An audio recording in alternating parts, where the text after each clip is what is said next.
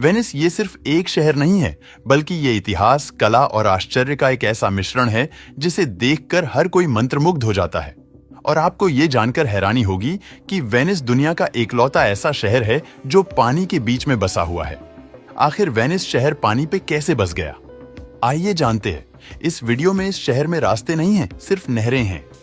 वैसे दोस्तों, आमतौर पर आप अपने शहर में बाहर जाने के लिए टैक्सी का यूज करते होंगे, लेकिन वेनिस में अगर आपको कहीं जाना है तो आपको नाव लेनी पड़ेगी, और अगर आपको होटल जाना है तो आपको बोट टैक्सी लेनी पड़ेगी। इस पूरे शहर में कहीं पर भी आपको कार नहीं मिलेंगी। यह शहर पूरी दुनिया का एकमात्र कार फ्री शहर है। इसकी हर गली के बीच से एक नहर गुजरती है और हर मोड़ पर आपको इतिहास की कहानियां मिल जाएंगी। वेनिस एक बहुत पुराना शहर है। वेनिस की शुरुआत 5वीं और 6ठी शताब्दी के आसपास हुई थी।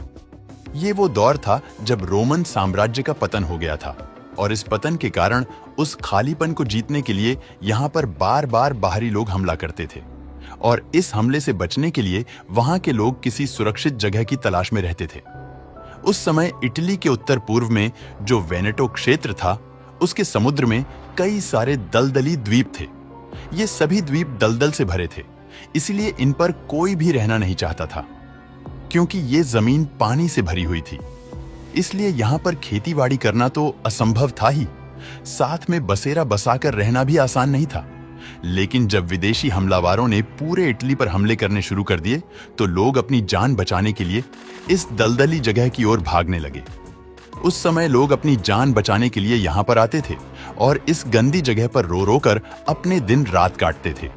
उन्हें इस बात का अंदेशा नहीं था कि जिस जगह पर रहकर ये लोग रो रहे हैं, वो जगह दुनिया के सबसे खूबसूरत और मशहूर ठिकानों में से एक होने वाली है।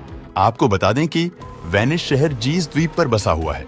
वो 118 छोटे छोटे द्वीपों से मिलकर बना है, और हर द्वीप पर अपनी एक अलग ही कॉलोनी, वहां का इंफ्रास्ट्रक्चर और वहां की बिल्डिंग है। और इन सभी 118 द्वीपों को, या फिर यूं कह लीजिए कि इस पूरे शहर को करीब 115 नहरों ने जोड़ रखा है, और इन द्वीपों को जोड़ने के लिए आज 400 से भी ज्यादा पुलों का सहारा लिया गया है।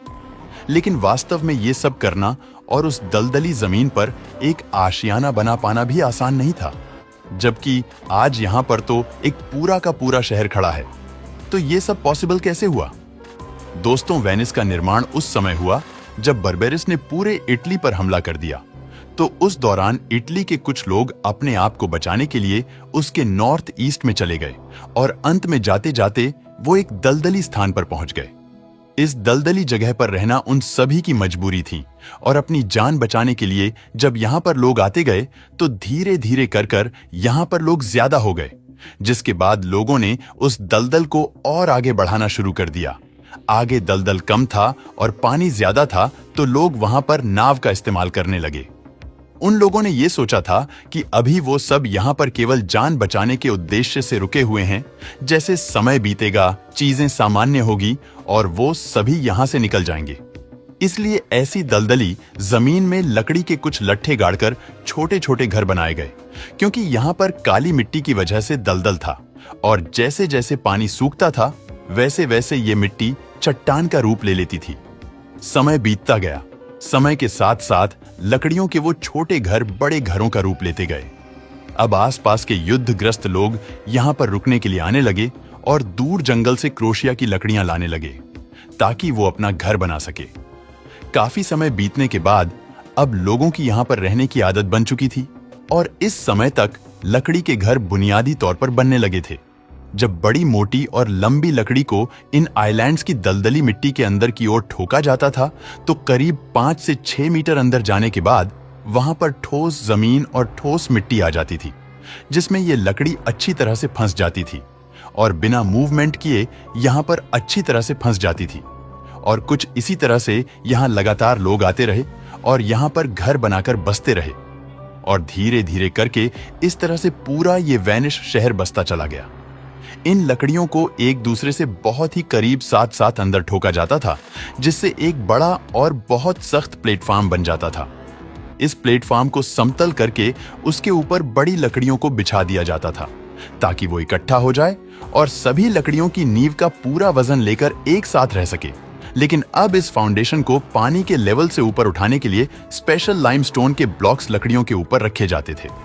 इस प्रोसेसर में जब लकड़ियां एक दूसरे के आसपास गाड़ी जाती थीं, तो इस दौरान जब पानी इन लकड़ियों के ऊपर से बहता था तो पानी में रहने के कारण फूल जाती थी और एक दूसरे से बिल्कुल चिपक जाती थी।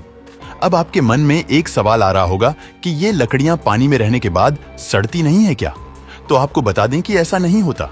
ये लकड़ियां जब उस समय 1000 साल बाद बाहर निकाली गई तो ये वैसी की वैसी ही थी। इनमें किसी तरह की कोई गिलावट और सड़न नहीं थी और इन्हीं लकड़ियों के ऊपर आज पूरा वेनिस शहर बसा हुआ है। ऐसा माना जाता है कि जिन लकड़ियों पर पूरा वेनिस शहर टिका हुआ है उनकी कुल संख्या 1.5 करोड़ से भी ज्यादा है। पहले यहाँ पर पीने के पानी की कोई कमी नहीं थी, लेकिन जैसे जैसे लोग बढ़ते गए यहाँ पर पानी की कमी होती चली गई। जब यहाँ की आबादी जब 1 लाख से ज्यादा हो गई तो यहाँ पर वाटर रिसोर्स कम पड़ने लगे। उस समय पीने लायक पानी इटली से ड्रम में भर भरकर यहाँ पर लाया जाता था, लेकिन ये धीरे धीरे बहुत ही महंगा साबित होने लगा। इसलिए अब वेनिस के इंजीनियर्स को अपना दिमाग चलाना पड़ा और उन्होंने दिमाग चलाया भी। वेनिस के आसपास बहुत ही कम आइलैंड्स ऐसे थे जहां पर अभी तक कंस्ट्रक्शन नहीं हो पाई थी और उन आइलैंड्स पर बारिश के पानी को जमा करने के लिए बहुत ही गहरे गड्ढे खोदे गए और उन गड्ढों की दीवार को पत्थरों और चिकनी मिट्टी से वाटरप्रूफ बनाया गया। लेकिन दोस्तों, इन गड्ढों में डायरेक्टली बारिश का पानी जमा नहीं किया जाता था, बल्कि इंजीनियर्स ने इससे भी आगे सोचा था। उन लोगों ने वेनिस के अलग अलग आइलैंड्स के अलग अलग घरों से जो भी बारिश का पानी आता था जी, उस पानी को पाइपलाइन के माध्यम से यहाँ पर जोड़ दिया गया और ये पानी गड्ढों में रेत और पत्थरों के बीच से होकर गुजरता था। जिस वजह से जब पानी रीयूज किया जाए तो वो फिल्टर्ड हुआ मिले। और दोस्तों, इस तरह से वेनिस के लोगों को फिल्टर किया हुआ पानी मिलने लगा। दोस्तों, इस शहर को बसाना इतना आसान नहीं था। यहाँ पर रहने वाले हर इंसान ने तरह तरह से मुश्किलें उठाई, तब जाकर आज वेनिस इतना खूबसूरत है। दोस्तों, वीडियो पसंद आया हो तो लाइक और शेयर करें।